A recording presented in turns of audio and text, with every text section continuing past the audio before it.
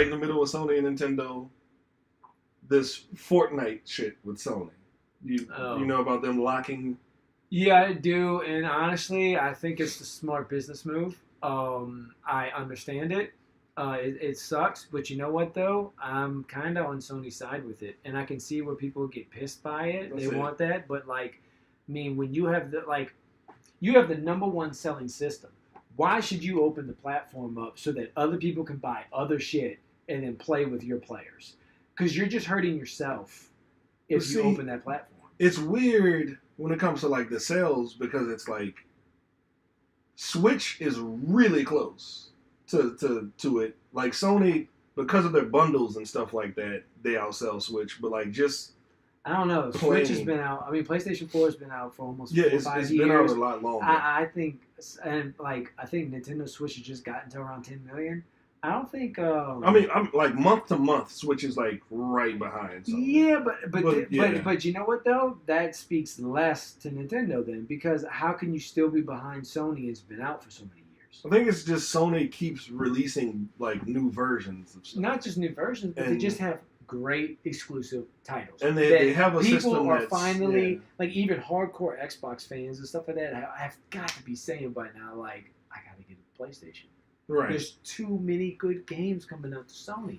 If you want Spider-Man, fucking Sony. I think Fortnite is the wrong game to be firm on this policy with though. Like I think business wise I get it. Like we don't want you spending money on Switch and Xbox and bringing that shit into our like, you know, our ecosystem or whatever. But Fortnite is the most played game in the world by a big margin. Like it's not even close. Can Xbox and Nintendo and them play together? They plan on it. Okay.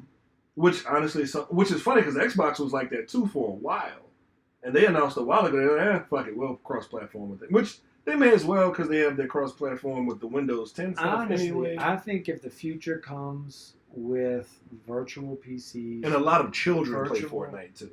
Yeah, I think if the future comes with a lot of virtual PCs, I do see the console gaming going away, and everything's going to be connected. And I think Xbox, Sony, Nintendo, and all of them are going to be software companies, not hardware companies. Which would hurt so much.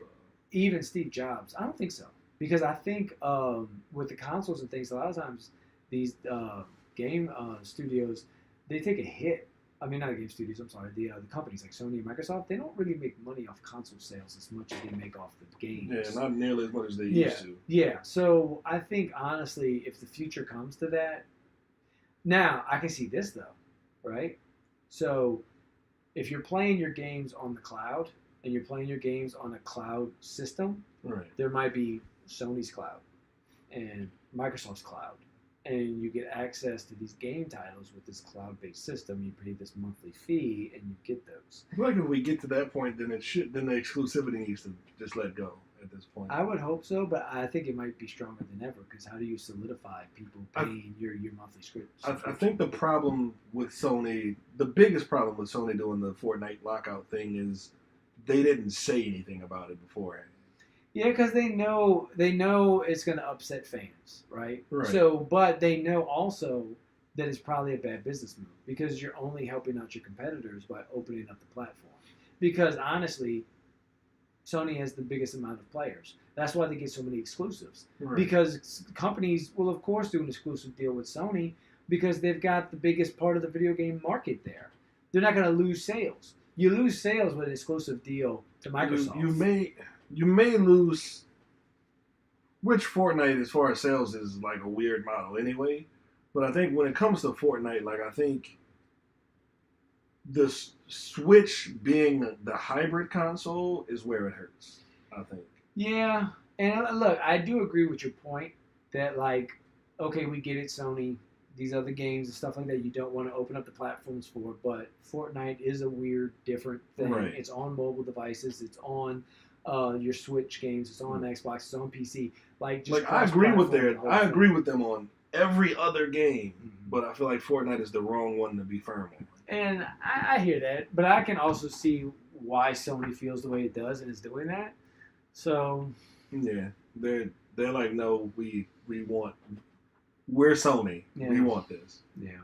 I mean, that's how you got to stay at the top. I mean, they're at the top for a reason. And Right. I mean, So maybe it's decisions like this that help keep it I there. like though that Xbox is like taking steps to make their This could be to their- step their exclusive game up. This could be their like E3 moment that Sony had when Sony was like, "This is how you share games, right?" It was This so could great. This could be Microsoft's like, "This is how you play Fortnite," and Right. then you play it with the Switch and an Xbox together. Right. And Microsoft could do something like that and just boom, They like, need shoot to. Sony like They that. really need to. That could be their moment there. That will probably push Sony into fine.